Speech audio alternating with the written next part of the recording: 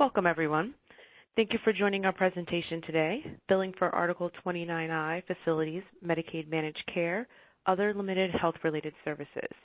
I'm Yvette Kelly with the Managed Care Technical Assistance Center, and I'm joined by my colleague Boris Vilgorin. Also joining us today is Tanya Rolson from the State Department of Health and Mimi Weber from the New York State Office of Children and Family Services. Before we get started, just a few points to note. This presentation is not the official document, and for full details, we ask that you please refer to the provider and billing manuals.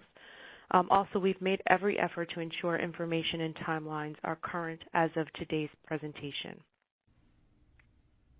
So here's a quick view of our agenda for today. We will begin the presentation with a brief overview, which will be provided by our state partners.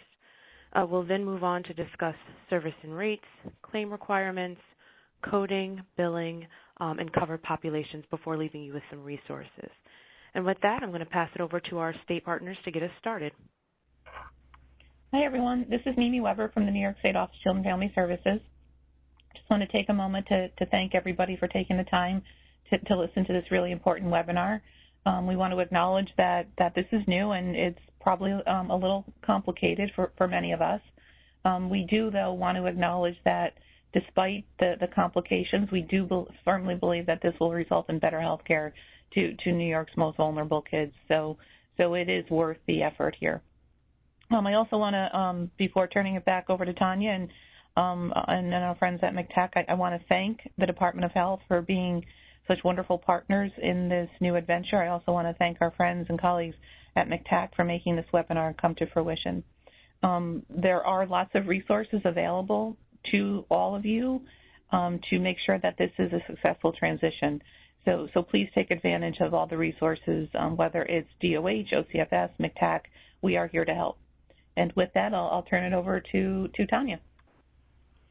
Thanks, Mimi. And I would just like to thank everyone as well, OCFS and MCTAC, and everyone for listening and joining in the transition. So with that, we can get started with our slides and talk about reimbursement. Yeah, thank you, Tanya, Mimi, for that overview. And that brings us to the purpose of today's presentation. So we will review the billing requirements for services provided by 29I licensed health facilities, which are administered by the New York State Department of Health and the Office of Children and Family Services. As a reminder, the 29I facility billing manual has been released and is available for review. And when reviewing, if you please note that this manual provides billing guidance only and does not supersede regulatory requirements or procedures. So there are two categories of services that can be provided by Article 29I health facilities. These include the core limited health-related services, which are mandatory, and other limited health-related services, which are optional. Today's presentation will focus on billing Medicaid managed care plans for these optional or other limited health-related services. In order for voluntary foster care agencies to be prepared to deliver and bill for these services, there are several fundamental requirements that need to be met. First and foremost, voluntary foster care agencies must be licensed. Agencies who are not licensed are not authorized to provide these services. All VFCAs that are licensed as 29I health facilities will receive a New York State DOH-issued license indicating authorization to bill for these services. Additionally, for services to qualify for Medicaid reimbursement, the youth health or behavioral health record, treatment plan, service plan, and or plan of care must reflect that the services provided meet the following criteria: that they're medically necessary and appropriate, and that the services were rendered by qualified practitioners within their scope of practice as defined in relevant state law. For all eligible providers who plan to bill Medicaid, they are required to be enrolled as a Medicaid provider in order to receive reimbursement for delivering a Medicaid service. 29I health facilities must be enrolled with a category of service code 0121 to bill for core limited health-related services and a category of service code 0268 to bill for other limited health-related services. For more information on how to become a Medicaid provider, you can refer to the eMedNey website by clicking on the link that is here once you're able to access the slides. So 29I health facilities are highly encouraged to contract with all managed care plans that are located in the service area in which the services will be delivered to youth. Plans are required to offer contracts to all 29I health facilities who are licensed and operating within the plan service area. And the plan service area consists of the county or counties that are listed in the plan's current Medicaid managed care contract with the state. Providers and plans may also choose to enter into a single case agreement if needed to facilitate payment to a 29I health facility who has not yet contracted with a plan. In terms of designation, 29I health facilities may provide children and family treatment and support services and children's home and community-based services as part of their other limited health-related services. Those facilities who wish to provide CFTSS and HCBS are required to receive the appropriate designations from the state. For 29I health facilities providing laboratory services, they must have a valid clinical laboratory improvement amendment certification and only provide laboratory services outlined in such. And Medicaid reimbursement will only apply to the specific waivered laboratory services outlined in the 29I health facility manual. So next we will move on to talk about the services and rates associated with other limited health-related services. So as mentioned previously, in order to provide other limited health-related services, these services must be included in the agency's 29I license and may require a separate state designation prior to the delivery of these services. These services may be provided to youth in the care of any 29I health facility, including youth in foster care, youth placed by the Committee on Special Education, babies residing with their parent who are placed in a 29I health facility and in foster care, and youth placed in a foster care setting certified by the local Department of Social Services. There's also an opportunity for a youth to be eligible to receive other limited health-related services up to 1 year post-discharge.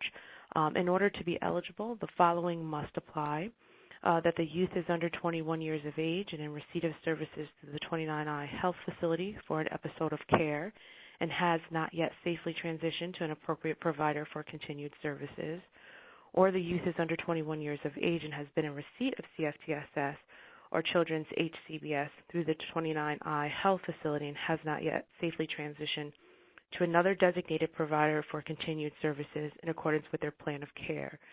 Or agencies may bill for other limited health-related service for individuals who are 21 years of age or older when the following applies: that the youth has been placed in the care of the 29I health facility and has been in receipt of other limited health-related services prior to their 21st birthday, and the youth has not yet safely transitioned to another placement or living arrangement, and the youth and or their authorized representative is compliant with a safe discharge plan, and the 29I health facility continues to work collaboratively with Medicaid to explore options for the youth's safe discharge, including compliance with court-ordered services if necessary.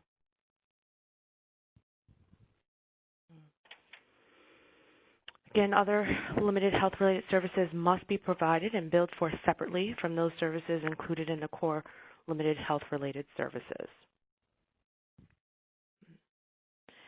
So other limited health-related services includes the following: children and family treatment supports and services, children's home and community-based services, and Medicaid state plan services. Again, I will refer you to the Article 29I licensure guidelines for additional details regarding the delivery of these services.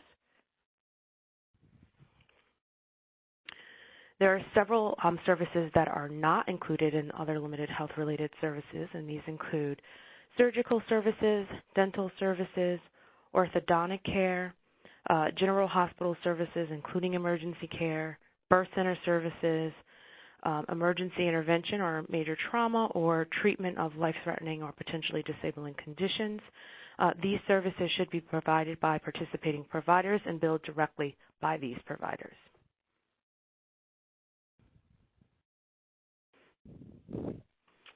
So these services are reimbursed on a standardized fee schedule, and the fee schedule can be found at the link provided here. So again, when you're able to access the slides, you'll be able to click on the link and it should take you there.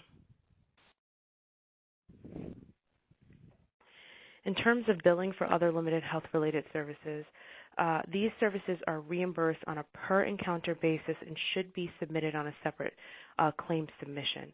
Again, separate from any core limited health-related services as well as from separate other limited health-related services. These services are billed to the Medicaid managed care plan if a youth is enrolled. For those youth who are not enrolled in a plan, these services are billed fee-for-service. Claim submissions must adhere to timely filing rules. Managed care plans will also serve as the pass-through billing entity during the 4-year transition period, paying providers at the fee-for-service rates. At the end of the transition period, the state will reassess progress of implementation and determine if transitional requirements should be extended. Next, we'll talk about the cost allocation of these services. So facilities may allocate percentages of individual practitioners' FTE to core and other limited health-related services based on the actual time spent providing those services. When doing so, facilities must make sure to appropriately allocate the costs associated with each type of service in the annual cost reports submitted to the state.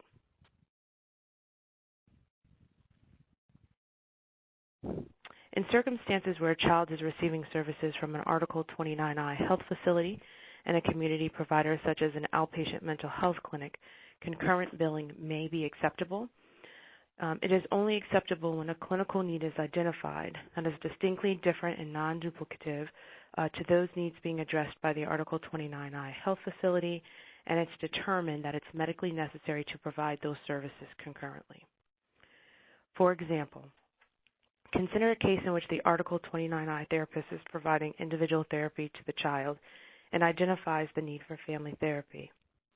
The therapist determines that it's necessary and beneficial for family therapy to be provided in the outpatient mental health setting.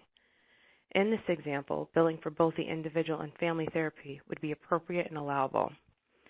In this case, both the Article 29I therapist and outpatient mental health therapist would have separate treatment plans addressing different goals and objectives in therapy, thus substantiating distinct clinical needs and interventions for each service. In accordance with best practice, the Article 29I therapist and outpatient mental health therapist would be expected to collaborate with the consent from the child and family, of course, to ensure alignment in their treatment interventions.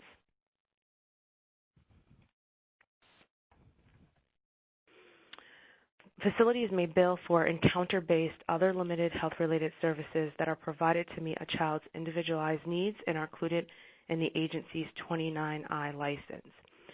All unit limits are soft limits and can be exceeded in accordance with documented medical necessity, and if a service or procedure code requires time beyond the 15-minute unit in the fee schedule, the agency may add additional 15-minute units to the claim in accordance with medical necessity. So here's the grid outlining timed units of services per encounter of services. I think it's important to note that these timed units do not apply to children and family and treatment support services or children's home and community-based services. For these services, you'll need to refer to the New York State Children's Health and Behavioral Health Services Billing and Coding Manual. While core limited health related services are not subject to regional reimbursement differences, this is not the case for other limited health-related services. These services are subject to the regions as defined by the Department of Health and assigned to providers based on the geographic location of the provider's headquarters, and so you can see the breakdown of counties here.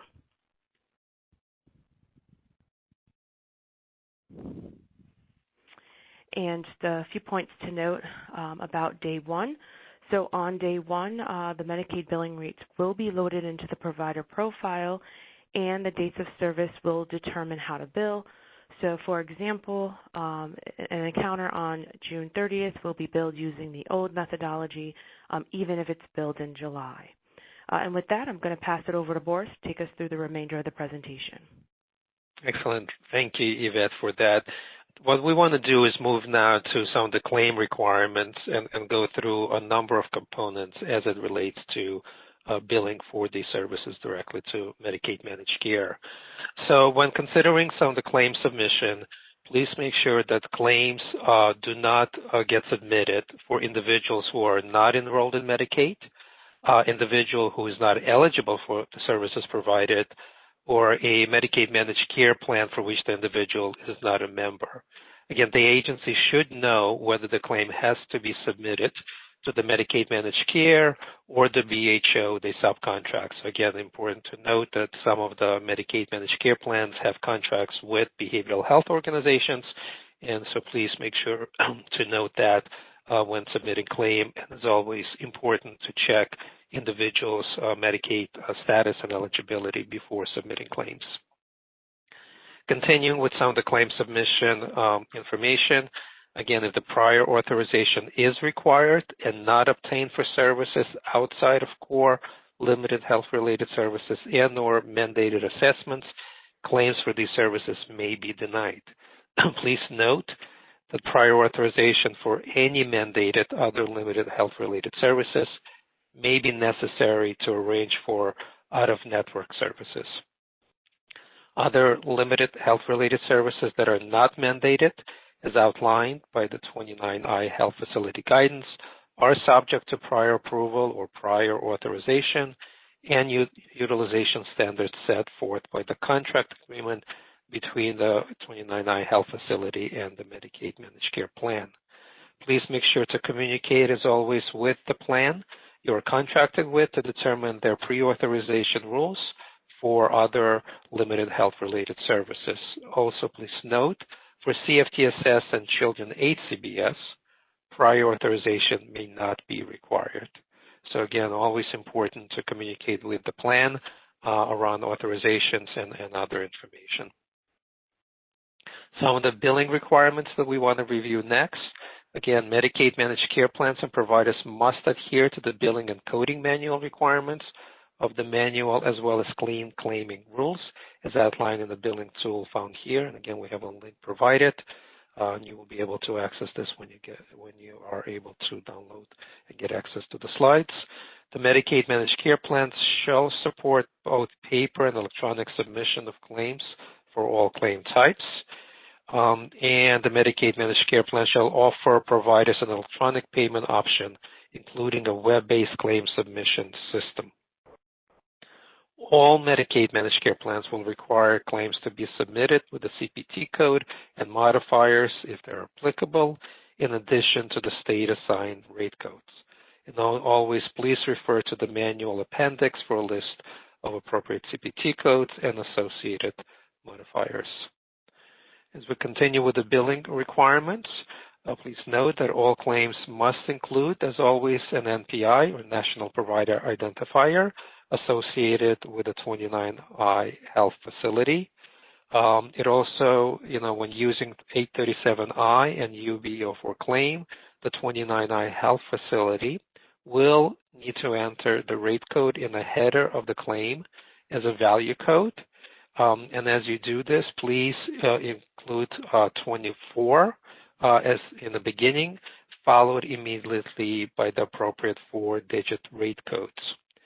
Medicaid managed care plans will be provided with a complete listing of all existing 29I health facilities and the rate codes they are authorized to bill under, as well as the rate amounts by MMIS provider ID, the locator code, and or NPI and ZIP +4 billing requirements depending on the type of service provided.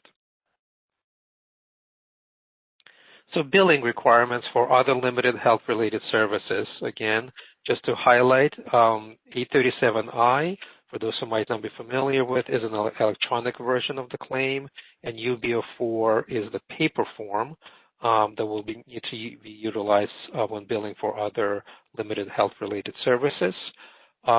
When submitting the claim, either electronic or paper, you'll always want to make sure that at a minimum you include the following: the primary diagnosis code, which will be utilizing ICD-10 coding system. You also need to use other limited health-related services rate codes, except for laboratory, procedure codes and modifiers, units of service, patient reason for visit code, and revenue codes. And as always, please refer to the manual appendix for more information. Now let's talk a little bit about coding. When we are talking about other limited health-related services and the coding, the procedures and modifier codes combination must be adhered to in order to ensure appropriate rate payments. Combinations indicate the claim is for the services provided to children in the care of 29I Health Facility. If you do need to include two modifiers for one procedure code, both modifiers must be present and do not require a provider to indicate them in exact same order for every claim for payment to be made. If the individual encounter has multiple procedure codes, the principal procedure code will be a billable code, and other codes will be non-billable for that encounter. And once again, please refer to the manual Appendix C for billable and non-billable codes. So here's an example or a scenario in regards to some of the billable and non-billable procedure codes. So for an example, a child comes in for an office visit on Sunday, and while there, a review of their medication regimen was completed. This will be billed as an office visit rate code 4594. Using that billable procedure code 99204 and the rate code 4594. Also, as the following non-billing procedure codes associated with this should be included: pharmacological management procedure code of 90863, and a service provided in the office at times other than regular schedule hours, procedure code 99051 should also be included. So why should providers consider or include non-billable codes when submitting an encounter or providing this as an encounter together with a billable code? Well, it's very important to report, for reporting accuracy, that you detail everything that was provided during that visit, and which will indicate how complex the visit was. It also captures what services you are providing over a period of time. So next, we're going to review, next couple of slides, really review some of the revenue codes. I'm not going to go into a line by line here, but just to highlight that in this particular slide, alcohol and drug testing, developmental testing, psychotherapy, which includes individual and family, psychotherapy group, neuropsychological testing, evaluation services, all can utilize 0513, 0520, and 0900 and 0914 as their revenue codes. For both of the testing services, developmental testing and neuropsychological testing, you can also utilize 0918, and for both of the psychotherapy, individual, family, and group, you can also utilize 0916 codes. For additional services, we have laid out codes here as well. So for example, an office visit, you can use 0529, and if you are providing ECG, it's 0730. Again, more information could be obtained through the manuals and referring back to these slides. Some of the additional services and highlights of the revenue codes, again, for hearing, for example, you can also utilize 0529, evaluation and speech 0449, and so forth. And again, please make sure that you refer to behavioral health outpatient revenue codes and the link provided below. Additional information that could be helpful when it comes to rate codes and other billing. As mentioned a number of times, there is a billing manual Appendix C. We provide the link here for you. And also, again, important to highlight the CFTSS and HCBS rates codes, units of service, and other information that are located at the New York State Children's Health and Behavioral Health Service Billing and Coding Manual. And again, we provide the link for you below. And always, as we do our presentation, especially around billing and claims, just want to remind everybody to remember to do claim testing as much as possible and as soon as possible. It's really crucial to do claim testing, even in instances if you're very familiar in billing managed care. It's important as these information is new and changing for these services, and it's important to both utilize claim testing to test your own system and making sure the ability of your own system to follow the rules that have been specified, but also, of course, important to test the Medicaid managed care plan system in being able to receive your claims and adjudicate them appropriately. So can't emphasize enough as it relates to claim testing, so please make sure you utilize the opportunity and do as much claim testing as possible. And with that, I think I'm going to turn this over to Tanya, who will take us through the population served by 29I facilities. All right, thank you, Boris. Yeah, so we're going to talk about populations served, and they're in this scenario that these kids are enrolled in managed care plans.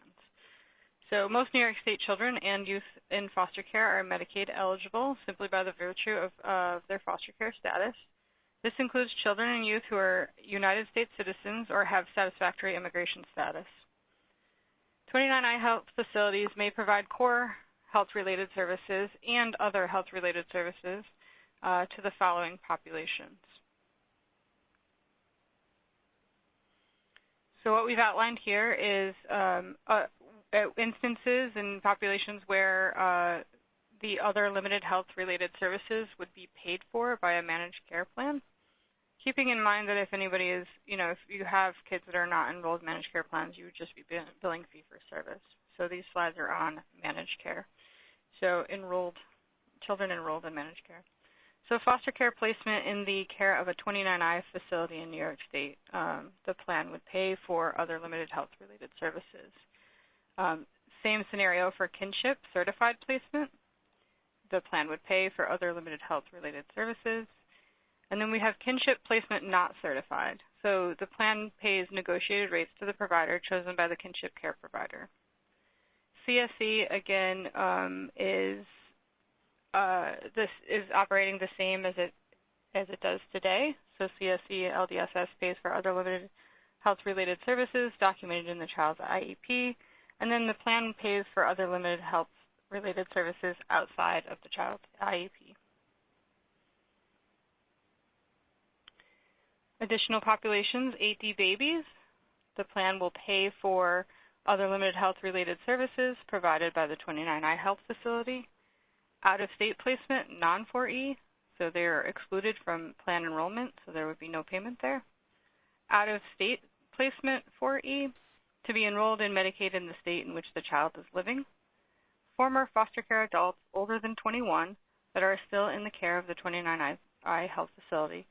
Plan pays for services provided by 29I health facility as long as there is no break in service, and the 29I health facility has documented efforts to safely discharge the adult. Adults over 21 are not eligible for CFTSS or Children's HCBS. Children placed in the setting that provides comprehensive care, such as an inpatient setting, RTF, for example. Other limited health-related services are not billable while the child is in one of those settings because it's already wrapped up in another payment. Children under the custody of the juvenile justice system, these payments don't apply. Predispositional placed youth, the plan pays for other limited health-related services provided by that 29I health facility. Denial management, providers may appeal claims that have been denied, and we have a link here for the policy paper for additional information on denials. Additionally, we have managed care complaint 1-800 number and an email, so that if you're running into any issues, please reach out and we can try and help you through those. We can go to the next. Yep. And if you have any general questions on the 29I or foster care transition, any of the services, any of the billing-related questions, guidance-related questions, you can reach out to the bh.transition@health.newyork.gov, and those questions will be routed to the right individuals. Then we have just a bunch of resources that we pulled out so that you can have the links handy in the next few slides. So that includes your facility guidance, policy papers, Medicaid billing guidance, an example of a UB04, and pharmacy information, and so on. And again, here's the additional resources links again. And with that, I think we have concluded the webinar for today. Thank you for participating.